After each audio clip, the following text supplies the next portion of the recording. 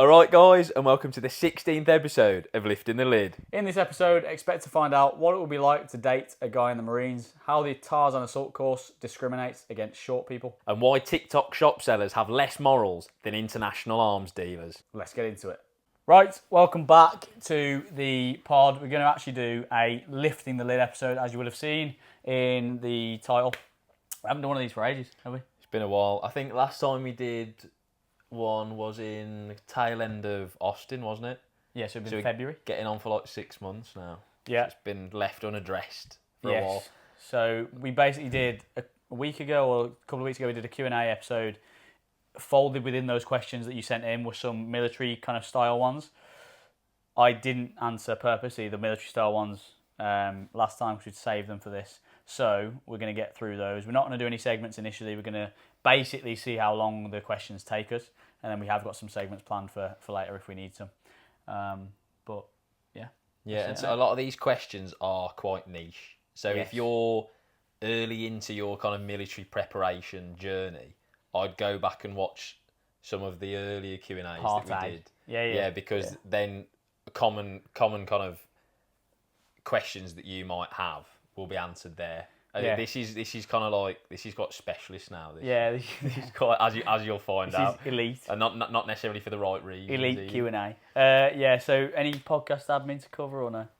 No, I thought we could cover any kind of specific or seismic changes in relation to kind of like the military or military prep that need to be covered. There been any changes to like the application process for the Marines? Oh, the Army have introduced a beard policy. Yes. Yeah. You can now grow a beard. You can now join. That's good. That's yeah. good. Without looking that's, 12. That's annoying because that I was arrested a lot on Yeah. the beard thing before. Like, I don't have an excuse now. You still can't join the corps. The Marines now are pretty much, I think, the only people who can't grow a beard, which is mental. I think they're going to change that, to be honest, in the next couple of months. But has been any massive changes? Obviously, they changed the fitness test at the start of the year from the circuit-based one for the Marines to now the RMFA, which is like the bleep test, push-ups, pull-ups and sit-ups. So now that's where you go for the initial fitness test and then you have to do the same test again for some reason at CPC. So that's kind of the biggest change. I don't think there's too much else in the core anyway. The Army did change theirs again, I think last year. That's now like a beat test and like a mid-thigh pull or something, and then a chest throw with a fucking med ball. So a bit weird, to be honest, weird tests. But at face value, I guess like the idea is that they're kind of a bit more functional, or kind of they mimic actual kind of movements that There's carryover to stuff that you could conceivably do on like a battlefield. Or something. I just think there's some random, like that throw one is random as fuck. Yeah, the throw one's random. Is that one where you're up against a wall and it's like a chest pass? Like a 6 kilo med ball. That's what it's like. You're not. You throw it about 2 meters. Yeah, it's like you're not trialling for like the Boston Celtics. It's weird to have like in your chest pass a basketball. Like. It's so strange, and like I get the mid thigh pull, but again, the standard's like 70 kilo for the blokes. That's mental. Which is lighter than kind of realistically anyone that you would be conceivably kind of carrying or dragging on a battlefield or something. Particularly if you add their kit. Yeah, so it's kind of like you. The thoughts they're on the right track, but they've not executed it. Yeah, as in they've ripped out kind of push-ups and sit-ups, which I think needed to happen. Obviously, you need a test of aerobic fitness. You also do need a test of lower body strength, which the mid-thigh pull just doesn't get there really. And you need probably a robust core strength test as well, which isn't there. But to be honest, I'd be worried if someone couldn't kind of mid-thigh pull 70 kilos. Because a majority of the population can do that. It's not a huge kind of like range of motion either. No, you just walk up. Like the rack pull is known as synonymous for people. Like stat padding, basically. Yeah, just ego lifting. Yeah. So 70 kilos doesn't really qualify for ego lifting. But yeah, there needs to be a lower body test. I've said this fucking loads of times. There probably needs to be a balance assessment as well, to be honest. Yeah. And there needs to be some sort of core stuff. But there is none of that. And there certainly isn't any of that in the Marines, which is good, because that's one of the most fucking arduous courses they're going to go on. So yeah. I don't really get it, to be honest. No. But no, there hasn't been many changes to answer your question. There's no joined up thinking either across the different it's just different, which is strange. It's good, because if you want to go into one branch of the armed forces, you have to kind of learn their specific application process. But then that doesn't necessarily carry over to any of the other services. I mean, there's obviously common ground. No, I mean the physical preparation is going to be similar, I think. Anyway, Yeah, so it doesn't yeah. really make much difference. I think, like if you go in, like Marines versus Paras, it's the same kind of thing, but it's just not like it's not uniform across the services, which is weird. It should be the same tests, just the standards change. Yeah. So I then think, so it's like- uniform then, but then it's catered to the different. Yeah. Because within the different services, it is the same test. Do you know what I mean? So like, if you're applying for the RAF, Yeah, you do the same test for every role, but you just have to get a different score. Well, yeah. So I it's don't- like, I don't know why that's don't they not roll? ubiquitous Yeah, why across. don't they roll that out across the entire armed forces, and then obviously just cater the Just different. moderate it, Yeah. scale it. Yeah, because you could have a singular test that everyone goes through, and then the Marines and the Paras have to fucking hit a certain standard. And like if you go in like engineer in the RAF, you hit a different one. But it would make your life a lot easier. Yeah, it would. Hell of a lot easier. Yeah, but no, that's not on the way yet. Anyway, I think the next stage will probably be the Marines changing the way they actually train physical stuff in training, because that's still quite dated, really. The Yeah. IMF, in the gym doing bodyweight stuff and running basically. Yeah, and as we know, fucking calisthenics and body weight don't really cut the mustard, does it? Not really. But even, like if you think about it, really, even if you went into training really strong, you'd still atrophy by the time you actually needed the strength, which is mad. At the very end. Well, you need the strength at like halfway through when you start to put load on and start to like carry stuff. Yeah, which, So you've had then like 10 weeks of just fuck doing all. push-ups and feet to beam. yeah, that's good, isn't it? mental. Fucking feet to beam, man. Wild. So like, Well, just shit and outdated. that I think is so that you can get your feet high on the rope and then high when you go into the regain and stuff. Yeah. That is that is kind of does carry over, but literally only for that. Yeah. I think the rope climbs are good just because they're fucking nails. But anyway. But yeah, Anyway. okay, that's the latest on where the armed forces are in terms of their the structure of their Physical testing. physical testing. Again, still not quite up to I standards. just don't get it, My mate. very high standards. Yeah. I think if you're gonna claim that we want to be the best and want to be the best, you've got to stay with the science, surely, and try and actually be the best. But I know like the reason for this will always be fucking ego and bureaucracy. Yeah. Someone at the top, The old guard. Yeah, someone at the top will like the way things are, and they don't want to change it. And then the people who are trying to enact change will be met with a load of red tape and paperwork. Well, yeah. And then the two things in combination mean that it's fucking virtually It impossible. takes ages, Yeah. if anything's going on. And that's how kind of public sector democracies work. Yeah, and it's just glacially slow change. Yeah. Anyway. Anyway, into the Q&A. And again, these are fucking random, so we could change gear There's quite. going to be a lot of context switching today, so Quite right. I'm ready. Yeah, he's had a monster. Right, most difficult part of the Tarzan assault course. What makes it challenging? So there's two things to unpack there. Okay, Tarzan, if you don't... They're probably the wrong way round, to be honest. Yeah, if you don't know what it is, the Tarzan assault course is the third commando test you do. It's like a 13-minute assault course, combined high obs and low obs, and then you go round it and have to be done in 13 minutes. It's like a 13-minute sprint. It's horrendous. I think the hardest part of it is going to be super individual, depending on the person. If you're short, then the high obs are pretty difficult because you can't really reach certain bits. So that makes it semi-challenging. Again, if you're scared of heights, then obviously the high obs are going to be fucking horrendous. I think if you struggle technique-wise on like the regain and stuff, because that's one of the portions as you go over the regain, have to swing underneath it and get back on. So if your technique is shit, that's going to be a massive time sink. Whereas I think for me, if you're answering it for me personally, I would actually say, and this is mental because it's not even an obstacle, but the 800 meters or however long it is, 600 meters between the high obs and low obs, when you in between the two, obviously you're trying to sprint at that point, and then you have to get to the low obstacles and start it.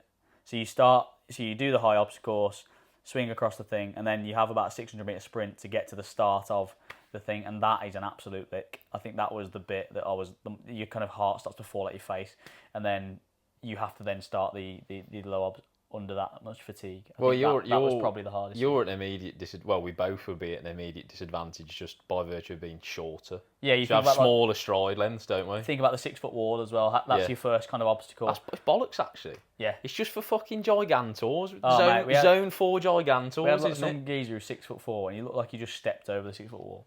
That's good. Like, what are they hanging out? They need what they need, right? Is about 7 different Tarzan assault courses, all catered to different sizes. So there's like, if you're in between kind of like 5'7" and 9, you do like you do Tarzan B. You do Tarzan B, but if you're like 6'4", like the wall you have to climb is about 9 foot. Yeah, just to make it relevant. Yeah. Well, that's the hardest bit for me. I think was getting over the 6 foot wall, having the power to get over the 6 foot wall after you've just fucking licked yourself and you're about 6 minutes in. 6 minutes in. So imagine you're, testing. If you've ever done like a 2K road test, it's that level of stinkiness, but you've got to extend it for 12 minutes. That's horrible. It's horrendous. Is that iconic video of you? Yeah. Is that from the end of the Tarzan? Yeah, so I thought I was sprinting at that point, and I'm literally moving at a fucking like snail's pace. Yeah. It's easy to laugh because you do look in a lot of pain. But like, if anyone else was in that position, you just you wouldn't be laughing fundamentally. It's. I think a lot of people will probably say the end bit where you climb the 30-foot wall with the rope. I can't really remember that. Do you clock off at the top of that? Yeah, you scream your name and pull the rope with you, and then they stop the time. I guess a lot of blokes time out like mid climb. Oh yeah. That would be heartbreaking. You've come so close at that point, really. Most people, if they're going to get stuck on the low obs, really. So they get stuck on the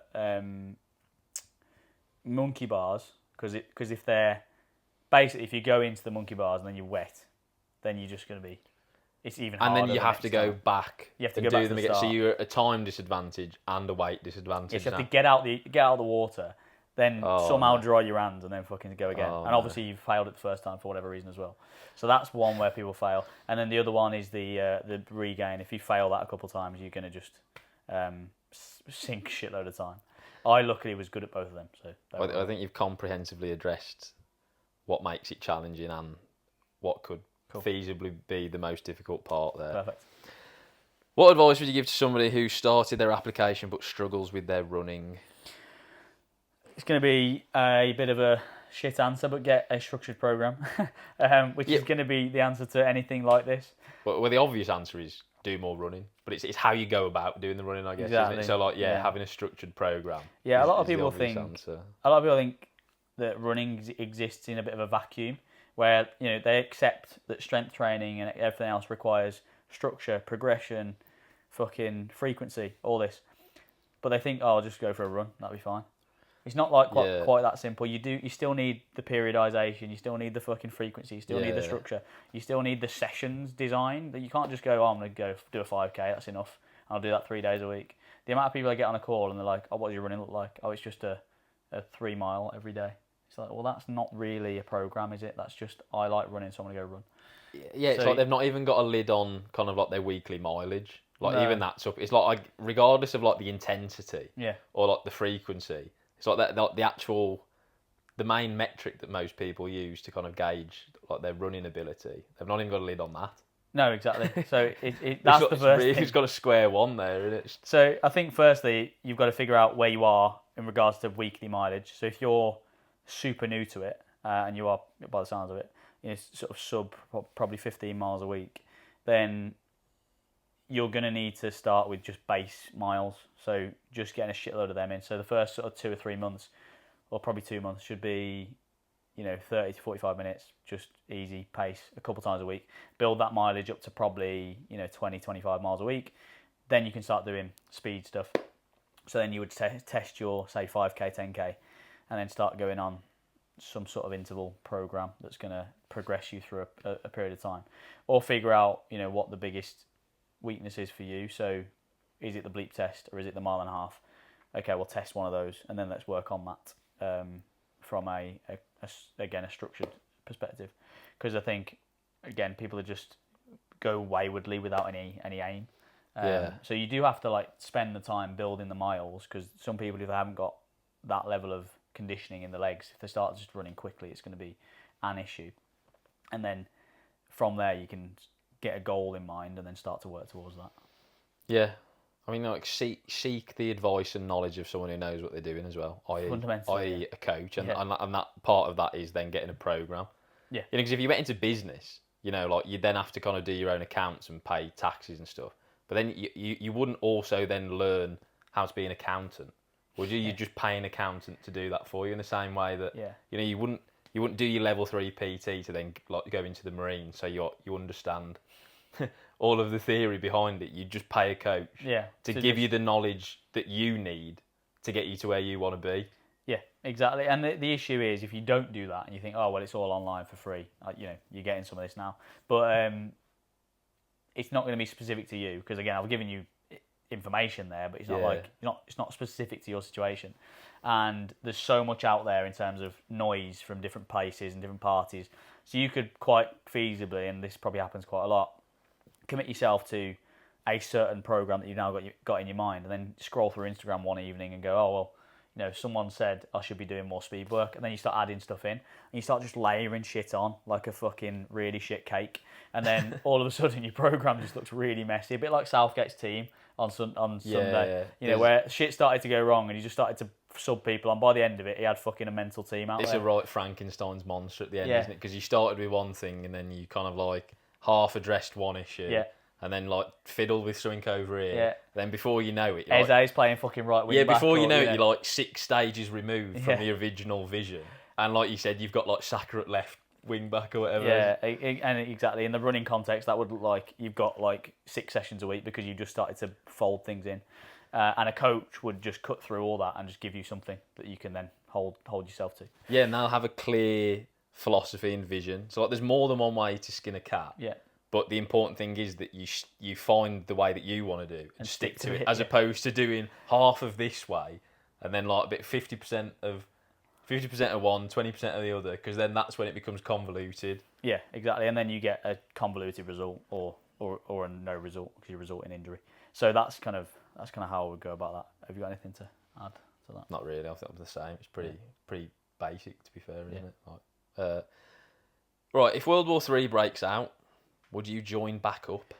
Yeah, I got asked this loads of times. It's a very amorphous question, that. I mean, like, where do you even... Yeah, so the way I answered it, and this is like, I answered this on a TikTok live the other day, and you can let me know what you think. This might be a little bit egotistical, but we'll see. So I would say that, and this maybe not if in the fucking World War III example, whatever. Someone said, if it kicked off, would you go back in? So I think right now, what I do by helping however many people it is a month, hundreds of people a month, prepare for the Marines, the military, wherever it is more of an impact than just fucking silly bollocks over here with an SA-80, just on the front line going, oh, sick, I'm just one more bod. Whereas now I'm sending hundreds of people every month through what I do to that area in a better place. So I think that's a better service to the whole effort than just me going back in. Do you know what I mean? Yeah, I mean, like, by your own admission, you weren't a great soldier. I just wasn't interested. Yeah, see, and you're not interested, so the idea of you going back to that seems a bit stupid to me. It's kind of like it's the working hard for the sake of working hard as opposed to working smart, really, isn't it? And the issue is, this will get a lot of backlash, and they'll be like, oh, well, you know, you're not a patriot, or whatever it is, you know. Why don't you want to get shot in a trench? Well, correct. And so Jimmy Carr says it quite well, where he's like, we don't need more people who are average. Yeah. If I was an average soldier, or an average Marine, say, okay, Marines are obviously a better kind of level, whatever. Surely it's better for me to make 60 more better Marines, right, who are bought in, who are fucking, you know, enthusiastic, whatever, and do what I do well, which is prepare them physically, versus just me play to my weaknesses and, you know, try and just crowbar myself into a section. And also, Makes no sense. people always jump to this idea that if you kind of, in this hypothetical World War III scenario, everyone's on the front line. Yeah. Such a small proportion of kind of the military-industrial complex is at that thin end of the wedge. Yeah. Like, most people, if they got kind of conscripted, would just be doing admin jobs. Yeah. Or Yeah, like exactly. they'd be doing what you do now, but in kind of an actual military setting. Like they'd be PTI. preparing people in some way for combat, or they'd be training people who then go on to fix aircraft, Yeah. or or fix weapon systems. It's like There's a big ecosystem of huge jobs. that facilitates the kind of thin end, sharp like end. the actual combat that everyone kind of like immediately jumps to. Yeah, you're right, exactly. Uh, And so, even within the Marines, there's that ecosystem of, okay, there's the GD or general duties, which are the people who are on the front line, but then behind that, there's all the facilitators where you've got medics, you've got drivers, you've got whatever, and they're all still Marines, but their now primary role is something completely different. And that's to facilitate the lads on the front line. Yeah, and I guess that's exactly the point. Like, it's not as glamorous, and people don't kind of envisage doing that, but it's an important part of the process because it facilitates the stuff that people do kind of think is more glamorous. But it's all important. Yeah. Because without one piece, everything else just kind of falls away. Well, I know we keep using the football analogy, but I mean, it's the same thing where you like, only because it's the Euros is on. But like, the same thing if you think about like... So like if you were like... if you were the manager of a national team, right, and you set your team up with like a number 10 on the left, so like they immediately just want to drift in, and then you've just got no width on your left hand side. Yeah. So if you did that, that would be a fundamental flaw in your kind of it like wouldn't really make a lot of sense. playing system. That. And like you said, like there are facilitator players, like the fucking centre back and the centre defensive mid may not have all the sexy jobs and score all the goals or whatever, but if they weren't there, you wouldn't get any service, or all that kind of stuff. So it's the same kind of thing we're on about, where you have the facilitator roles and you have the actual sharp end roles. And again, not to say I didn't enjoy my time in the Marines, obviously I did, but what I'm doing now aligns far more with what I'm about. So no is the answer. yeah. So, for lack of a in better short, term. no. And I think, and again, hopefully that makes sense, but who knows? Right, this is a real gear shift. This is such a gimpy question. Does naughty stuff happen in the barracks during training or at your unit? Have you witnessed any? Depends what you mean by naughty stuff. Well, I think we know what we mean by naughty stuff, and it stinks. This is a stinking question. Whoever asked I this, don't want to know who asked this question. Yeah. So I have a theory, right, that this app that we use for like anonymous Q&As, they tempt you into buying the premium option, which is where you can see who sent the responses, by sending you kind of provocative questions. So, but like it's a bit bait because it's like you are sexy, spelt kind of so you want to try and see who it is. So you want to see who it is, but then if you unpack it, it's a bit like, well, what kind of human actually texts like that anymore? So it's like you feel like they're trying to coax you in. Yeah. But because this is military based, I think this may be an individual. A real humans actually type this. That's worrying. But the answer is actually, I mean, unfortunately. Yeah, and as much as we have as much as we just have ridiculed this individual for asking the question, they are right. Yeah. Not in training, actually, in my experience, but in and this was as much a rumor as anything else. I didn't get any kind of confirmation here, but there was a few individuals that swung both ways, I think, and there was an instance in Norway that went round anyway. Supposedly, there was some tomfoolery. Yeah, apparently in the grots, and apparently that relationship, quote unquote, continued because we had single living accommodation, as in like individual rooms. They were cross-pollinating. Apparently so, and the sergeant major actually called one of the lads into his office and asked him about it, confronted him about it, which again really isn't any of his business. But no, I mean, like, what even is the policy around that? Lads getting around each other. Yeah, don't know. Is there a policy for it? Doubt it. I've no idea. Is there a formal procedure? I don't know really. It's a good question, but it did get bandied around fairly heavily, as you can imagine. We've covered this before, but there's also the concept of getting royally, isn't there? Yeah. Which is that I think that's a bit further removed. Yeah. So, well, from what I can gather, this is kind of homosexuality masked as banter. Yeah, it's like homosexuality light. Yeah. So it's like. Yeah. It's like, you have got a cock in your mouth, but it's all right because it's funny, and you all had a few beers. Yeah, it's all right. That's how I describe it. Yeah, so it's like being gay, but if you're under the influence, then it's royally. It's like cosplaying being homosexual, I guess. Yeah, which I guess is a bit insensitive, really, to homosexuals themselves. If you're being homosexual and you're sober, then that's just being homosexual. If you're being homosexual when you're drunk, that's royally. I think that's the disconnect. And as as flawed a logic as that sounds, if you do press Marines on it, they are staunchly loyal to the idea of getting raw. Yeah. And they will go to the end of the world to prove that it isn't gay. Yeah. Even though objectively, it is. It is quite gay. Yeah. So I can't confirm this because I wasn't privy, but I did hear of some shit going on. Hopefully that's satisfied whoever. I mean, it's like everything, right? So have you seen the video of this prison officer that's been going around? Like, people are shagging everywhere. Yeah. Ultimately, aren't they? Yeah. Be it in the military, even in prisons, the place you'd least expect people to be bagging off. They still are. They're getting their end away in fucking prison. The one place in society where literally your freedoms are taken away from you, you are still shagging. Yeah.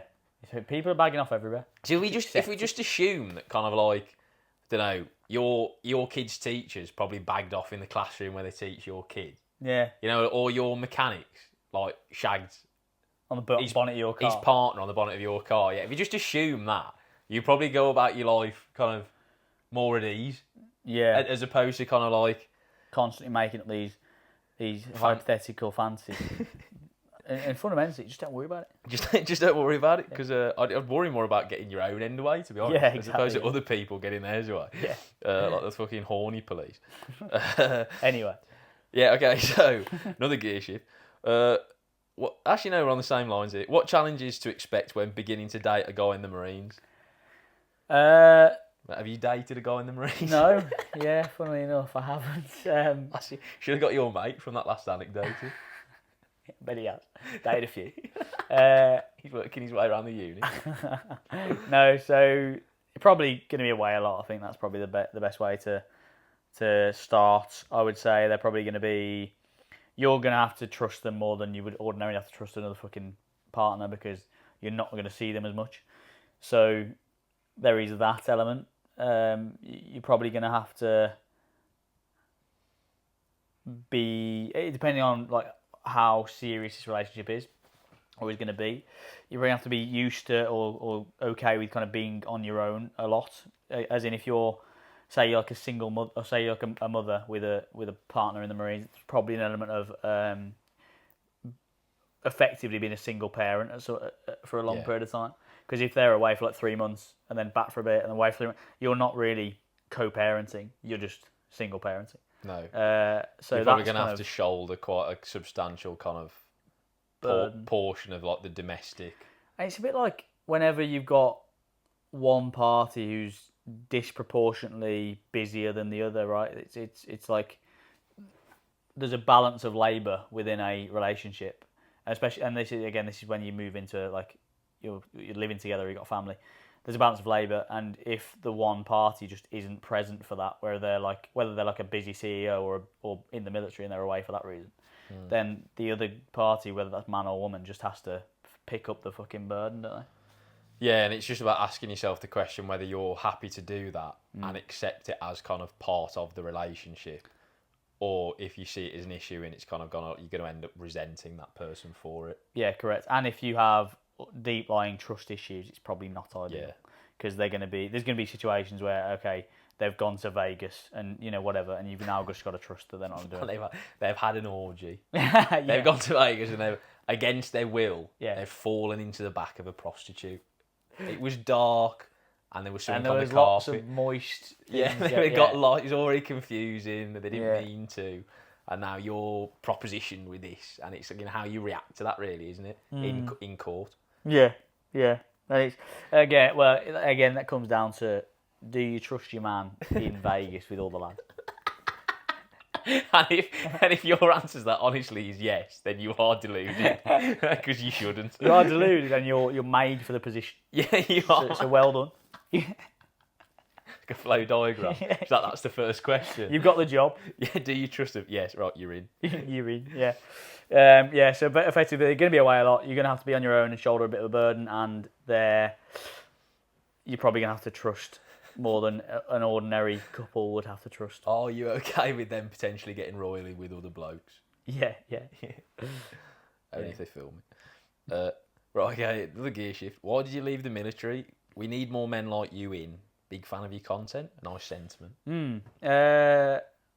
why did I leave? I left to pursue something I was more interested in, basically. I was in a position when I was in the Corps of, essentially, I don't deal very well with authority, I've realised, and that was manifesting quite heavily because I was dealing with authority, obviously, in the military. And I was also day-to-day working on wagons, effectively, as like a fucking low-level mechanic, right? And You fucking have no interest in cars. There you go. Or vehicle mechanics. Yeah, the most interest I have in cars right now is electric cars, which don't have any engines. So that tells you a lot, doesn't it? Your interest in a Tesla stems from the fact that they don't have an internal combustion engine. Yeah, and they are fast. Yeah. Yeah. The wagon I was working on had an internal combustion engine, which was about 50 years old, and was not fast. So Do the math. Yeah, do the math. Anyway, I was working on wagons. It wasn't really what I joined up to do. I was also far more interested in fitness and coaching and whatever, and I was doing that on the side anyway.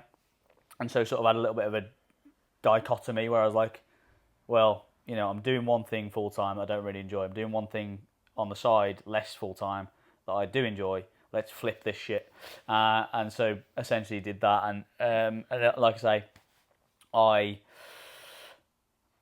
wasn't really super enamoured with being told what to do and where to be and all that sort of stuff, which is just part and parcel of being in the military. You know, you have orders every day to be at a certain place at a certain time.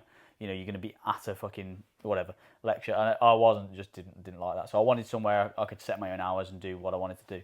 So that led me into where I am now. And I need more people in like me. I don't think that's very accurate. Again, we've covered it a little bit, but the Marines is full of like fucking operators. You know, there's a load of people in there who are like fit as fuck, really into it, like super keen. Yeah, and you don't even see them on social media because they're too busy actually operating. Yeah, they don't have it. Yeah, yeah. Equally, there are people who, you know, arguably aren't like that. But it's like the exact same reason why you said you wouldn't want to sign back up, right? Because like you're of greater benefit to society in the position that you doing are something now. I enjoy anyway, And it fulfills you. Yeah. So like, you know, from an individual perspective, you're better off. Everyone's winning yeah, currently. But, Whereas for kind of, I guess, an obvious reason, but for some reason people just want me back in the military. Seemingly, it's mad, isn't it? yeah, People really OnlyFans romanticise content, the fact that I should be serving. Don't know, but yeah, I think that covers it. I didn't really do really well with that but authoritative the thing is, nature. if you did join for whatever reason, you would join as a PTI now. Yeah, So you'd just be doing the exact same job. So for the sake of just wearing a uniform yeah, and also then being told what to do again, yeah. you might as well just keep doing this because it's basically the same job. And also, you're just one step removed. I think what happens as well sometimes when people leave is they completely leave the echo chamber of, so they don't talk to any lads in the military, whatever, and then they have this rose-tinted view of what it was like, and obviously the bits and bobs they didn't like about it, they just forget, and then they end up rejoining or romanticising it, whatever. I have regular comms with lads who are still in, like some of my best mates are still in the military, serving, whatever, like my fucking assistant coach is still in the military, so I have that regular fucking comm, and I see and hear things regularly that make me think, I'm fucking glad I'm not doing that anymore. You know, so that speaks to the fact that I'm doing the right thing. Yeah. You still get your finger on the pulse. Yeah. So you don't have It's not time. like I'm out of touch. You don't have time to kind of like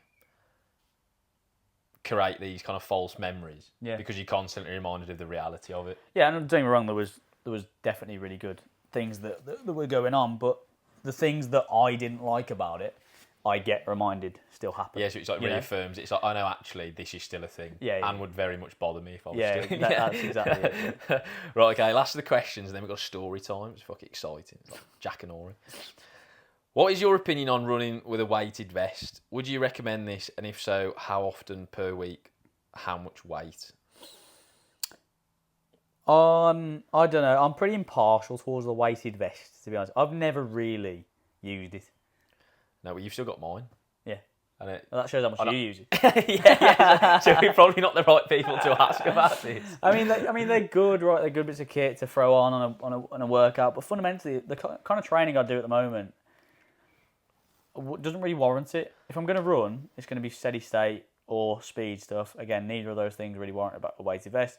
If I'm going to do anything else, it's going to be weight bearing anyway. So I don't need a weighted vest to put on. I think they're probably dunno. better utilised in a gym environment, to be honest. Yeah. If I had to do a toss-up. Yeah, but equally, again, like, why? They you just use weight belts. The problem with weight vests is kind of like, if it's the only kit available to you, then great.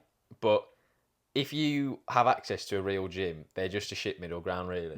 Because they provide added resistance, but not really Not enough. No. In kind of any capacity. And they restrict your movement. Yeah. Like, if you're doing pull-ups with them, and they are of any decent weight, like, they're restrictive, and there's literally a weight belt designed for hanging weight between your fucking legs that you can then just load up a bit heavier. So I don't really get them. They are a bit of a shit middle ground. They look cool. That's about it. I think, in terms of running, like a weight vest is only about 10 kg, and you can still run quite fast with 10 kg on, which I think is quite dangerous because that's a lot of impact. It would probably be better to load yourself up a bit more with an actual Bergen And just walk. Because I think physiologically that would probably be more beneficial and reduce your chance of injury, assuming that you kind of slowly built up the weight in which you were walking in.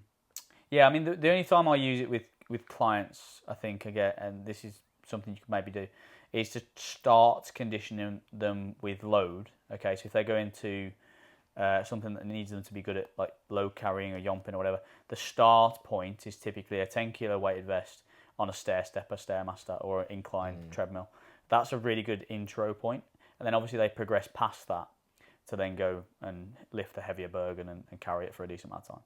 But it's an intermediary. It's not like a yes or no thing. I would honestly just focus on running normally, because you're probably not good enough at running to warrant 10 kilos extra. Yeah, that's the other thing as well, isn't it? People just immediately jump to, I want to make it harder for myself, which is, it's a great kind of mindset to have, but actually it'd be more beneficial if work just worked on getting a bit faster or being able to run a bit further, as opposed to just wanting to add weight. Yeah, because there's always space to run faster. Yeah, literally. You're not Usain Bolt, let's be honest. Yeah. I'll add to this, actually. What do you think about coaches who make their clients carry kettlebells into the forest to do phys? Yeah. This is a growing niche. Well, consists of one individual.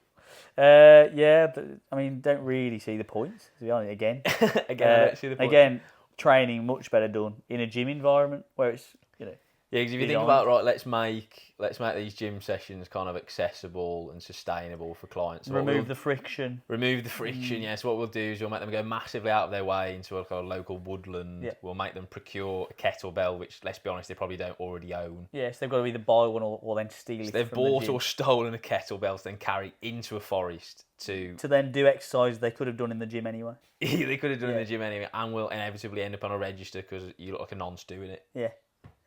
So all of those things considered, probably not ideal. Because again, I'll come back to it. You can do those exercises in a gym far easier and actually probably load them up, because you can scale things. You can do 12 kilo kettlebell up to a 24 rather than just, you've carried the 12 in there and now you're too strong for it. Fucking hell, I've got to carry the 24 in there now. Yeah, it's like the Peep Show joke, isn't it? Where Jez says, like, the world is my gym, and there's like Mark's like, well, the world is also my gym. It's just the part of that gym that I actually use as a gym is the gym. Yeah, part of the world that's going to be my gym. Yeah, it's just the gym. Right, okay. Anyway, that's all the questions done. We've now got a story time, which I haven't read. You have read. Kind of, yeah. Yeah, so let's get into this. So this was sent to us as a 5-parter, so be patient. Yeah. I'm not privy to this either, so you have to excuse if there's any spelling mistakes. Or... Okay. Okay. Short story time about a Marine I met on an online dating app, hoping you could shed some male perspective. Asked him what he was up to, straight off said he was on deployment working on OPSEC stuff, but he would tell me in person when he returned to base in my country in a couple of weeks, brackets, green flag. So didn't want to discuss what he was up to, but he'd divulge when he got back. Yeah, maybe a ploy to meet in person. Anyway, I don't want to cast aspersions. Asked for my number, gave it to him, and he texted me asking if he could call me, brackets, we had barely exchanged many messages at this point. Yeah, so this is kind of all indicating that he is quite keen for that meet-up, isn't he? He's fast-forwarding through a lot of stages here, isn't he? Recognised fire position, that is. Thought Marines operated on a diff pace than regular civvies, and we agreed to call the next day. Man didn't text me for 4 days after, which I assumed he was just busy with work or had no signal since he last said he was at Diego Garcia. So he's basically immediately aired her.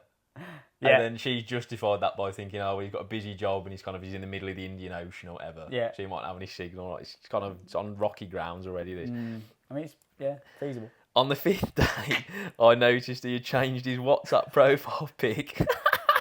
Brackets. He clearly had the time and signal. Close brackets. Double text him asking if everything was all right at work since I hadn't heard from him. He replies in seconds apologising for being busy. Said he could call me that night, but instead sends me a voice note asking what I've been up to. Told him not much and asked if it was usually this busy for him. Waited a few days for a reply before I saw he had waited. Waited a few days for a reply before I saw he had waited a few days for a reply. Oh, they've retyped this bit. Right, okay. Right, yeah, so she then waited another few days for a reply before she realised that he changed his WhatsApp profile photo again. Took that as a sign that the man just wasn't interested, which was confusing considering he seemed genuine and interested right off the bat. So what's happening there is she's kind of been lured into this kind of this false promise of kind of like a proper keen Marine, and he's just kind of like strung her along for a bit and then ultimately aired her. I think Yeah. So unfortunately, what I think's probably happened there is he's been entertaining the idea of meeting you. Yeah. And then he's masturbated. Yeah. Yeah. And he's had post-nut clarity. Yeah, and then he decided against the idea because he's probably not even back. The worrying thing is you don't even know if he's back in a couple of days or a couple of weeks whenever he said he was going to be back. So he's just probably out bored, set his location somewhere where Tinder's going off or whatever. And just I got round himself while and then lost interest. She stayed in the loop long enough to experience 2 rounds of this cycle. So it happened initially, then obviously had the post-nut clarity, and then kind of it's built up again. The longer he's gone, since masturbating, that's built up again. Yeah. He's kind of like he's gone through the cycle again. He's indulged her again a bit, and then obviously kind of masturbated and had the post-nut clarity. And it's like 2 cycles now. So, and if she'd have stayed involved, she probably would have got a 3rd. Yeah, correct. Yeah, so I think that's probably feasible as to what's gone on there. And we've all been there. And is this typical kind of Marine behaviour? So are you kind of like, so you're bored on camp or something, kind of limited exposure to females? Yeah. So you kind of you're sending out kind of trip flares and trip hazards. You're sending out flares kind of left, right, and centre, waiting for kind of someone to bite. Yeah. The minute someone bites, that's kind of like all you need to set you off in your kind of heightened state of kind of male arousal. Yeah. And then as soon as you have gone off, it's kind of like, what was I thinking? And then you kind of like don't look at your phone for about an hour. Yeah, leave the phone in another room. Yeah. Delete the app. Yeah. No, unsend the nudes. Unsend the nudes. I don't know if it's common, but it's it's probably common in all walks of life. To be honest, all walks of the talking stage. I reckon that's kind of it just happens. Probably happens more in a military context because, like you say, there are prolonged periods where you're without any access to the opposite sex. Yeah. So it probably happens more in that sense. And again, dating apps probably exacerbate the issue, don't they?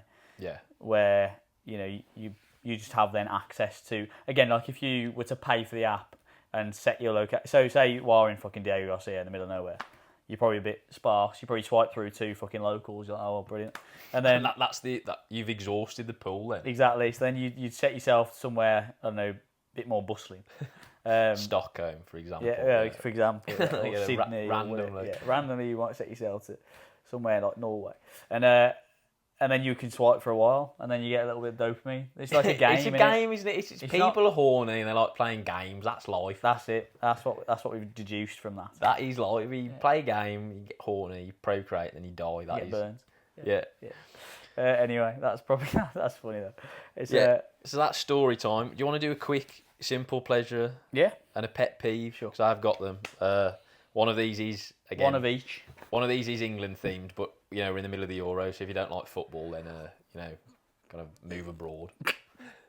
Yeah, Right. Okay. So not to Spain. simple pleasure. This is my idea of a very nice day out. Watching an England game and seeing a local flag in the crowd. Oh yeah, nice. Yeah, I like it. I haven't even noticed any. Have you? Yeah. So like with England particularly, they'll you'll take a flag. A lot of fans take a flag, so it crosses St George, And but then across Stoke or something. across the horizontal portion of the Red Cross, they'll put where they're actually from. Yeah, nice. I like And it. because in the Midlands, England has quite a kind of loyal following, there's always one for somewhere pretty local to us. So there'll be a Stourbridge one, or Yeah. there'd be multiple Wolves ones like Cannock, Aston, and it's just Okay, I just yeah. find that really I haven't. satisfying. I mean, like if it actually makes sense because I'm watching England, so I'm going to see England flags, Yeah. and a large proportion of England's kind of like loyal fan base Are from the Midlands. are from the so it does make sense. It does, but you've noticed. You had the eye to notice it. yeah. Yeah, I mean, I haven't noticed them, but are the ones notice for other countries as well? I'm guessing they have the same tradition there. I guess so, but like I'm not privy to those okay. places. I guess, but like I know it's definitely like an England thing, and it does bring me a small amount of dopamine when I see it. Yeah, nice. I saw the Stoke one actually on Melvin Down's story. I don't know if you saw that. There was a guy with that same thing, like you say, the St George, but then the customised one. It is quite cool. It's showing where you come from, born and raised. We know a few guys actually who've been to the Euros. Yeah. So, James, don't they? yeah. So one of my one-to-one guys went to watch the England game. Actually, picked a corker. Could have been moments from despair, Yeah, but then that would be great. that was actually kind of like very high-risk strategy, paid off. Yeah. And then I think he also went to like France, Belgium the other day. Oh shit. I mean, and then one of the lads that we went to school with, I think he's been to all the games, hasn't he? I mean, Yeah. he supposedly works full time. Yeah. Fucking, I don't know what's going on know where there. that job's Don't gone. know what's fucking going on there. But yeah, he's, as far as I'm concerned, just been on the lash in Germany for a month, which sounds great. Fair. Really, Fair for play. him, I mean, for him, that's Yeah. like she's dreaming. It's fair play. Yes, that's my simple pleasure, and then a quick pet peeve. Brother, what's that? What's that, brother? People who buy anything on TikTok Shop, Yeah. or just TikTok Shop. It's just obviously I hate TikTok. Yeah, we've But done just- TikTok to death, but- haven't we? But TikTok Shop. TikTok Shop is the worst. I mean, if you've ever accidentally clicked on that bit of TikTok that takes you to TikTok Shop, it's just full of grotesque people in lockups trying to flog you either sweets or cleaning products that you don't need. Yeah. And that is TikTok Shop. Most of capitalism is stuff you don't need, but TikTok Shop is a specific microcosm of that. That is just stuff, like you say, it's just sweets or shit that you just, and it's obviously going to come half cocked or whatever. It's not going to be good quality, is it? Yeah. And it's supposedly you get this massive deal. People make loads of money on it, like commission, I think. It's like people that the world doesn't need Spat out. selling things on a platform that the world doesn't need. Yeah. Yeah, selling products that you don't need. It's just like three levels. levels of stuff that the world doesn't need, really. Yeah, she's not ideal. You've got enough of that already. There's one particular guy, I don't know if you're familiar with him, but for some reason, I don't know if this is actually the case. I think he's the fucking overweight stepson in People Just Do Nothing. But like he's morbidly obese. Yeah. And he's like, I think his main income stream is flogging stuff on TikTok Shop. Mental, that. And his whole thing is just that like he's proper confrontational, like, and he loves people trolling him about his weight. And he's just everything that we hate about social media. He's just shouting basically at the camera, Yeah. telling people that they need this shit. I haven't. And it's I like an haven't come across ergonomic that, but- keyboard. It's like market traders, but on TikTok now. So it's like Yeah. they'll buy something wholesale for cheap, and then they'll end up with it's like fucking Del Boy, right? They'll end up with something like 100 like really obscure I don't know, like children's like crayon sets, Yeah. and it's like they then just have to flog them until they're gone, to make their money back. It's And it's wild. just shit, isn't it? This is like the worst manifestation of people trying to escape the Matrix, isn't it? There was that it was like a couple of years ago now, probably post-COVID, where the 9 to 5 was really disparaged, and people started to try and make their own sort of way in the world. That's fine, that's great, it's entrepreneurial, it's quite aspirational, whatever, but now people are just trying to do anything. So that's where you get OnlyFans, that's where you get these fucking things that people just, again, you're of no service to the fucking society. Historically, to make money, for the most part, you would have to provide some sort of value, and we always talk about this, but like, these people who were just, again, like you say, flogging fucking sweets or flogging shit or whatever, like it's of no value to anyone. In specifically in a fitness related context, the best example I can think were those stupid fucking hula hoops that were going around about a year ago. Yeah. With like a weighted ball on them. Shake things, they're fucking mental. And it's just selling people a dream, shoving it down their throats like this is solve how I lost all this weight. And it's not though, is it? You just didn't eat for 3 weeks because you knew you'd make loads of money off the back of flogging this product. Yeah, exactly. You're just going to immediately rebound now.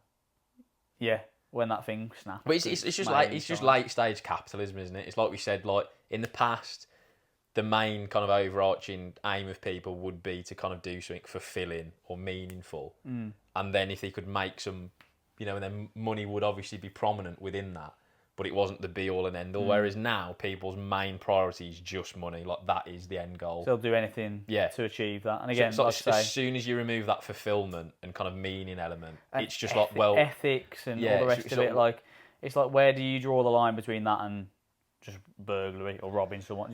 Like, I mean, it's not that far. Harry Shepherd calls TikTok shellers burglars. It's not that far removed, is it? I'm thinking more about OnlyFans and shit like that, where it's just a drain on fucking society, isn't it? And we just don't need it. Yeah, and it's like, I guess that it's not as like selling sweets on TikTok Shop isn't as bad as like selling arms to Libya, but like that's only because selling arms to Libya is not accessible for most people. Do you know what I mean? Like if they got offered it, they probably would if it meant. It was on TikTok Shop. Yeah. That's the next thing. Swipe up fucking AK-47 rounds. You've got that rumour that went round at school that our local pizza shop was funding ISIS. Yeah. Remember that? Yeah, that's just racist. Fundamentally just racist and shocked there was no actual evidence to back it up. No. So that's TikTok Shop's gosh, man. It's so terrible. Anyway. Is there anything else to finish off with? We've covered a broad spectrum there, haven't we? Yeah, we have a little bit. We've gone around the houses there. Yeah. But I like that. Yeah, so next week, have we got one planned? No, no, I knew you were going to ask this. I was like, don't ask. Don't speculate what we do next week because you've not planned it. Yeah. And then by force of habit we have. And now we look unprofessional again. Yeah, well, of course we are, but we don't want people to know that. Yeah. People already know that. So what you need to take away from this is that there will be an episode next week, but as of yet, the excitement is we don't even know what it is yet. Yeah. So look forward to that. Again, it's a bit like Southgate's lineup. Yeah, he doesn't even know what it is. And if there isn't an episode, and we're now selling stuff on TikTok Shop, it's all gone horribly wrong. Yeah, England are out of the Euros. Yeah, and we just lost our heads. But on that seismic bombshell, as Jeremy Clarkson would say, we'll see you next week.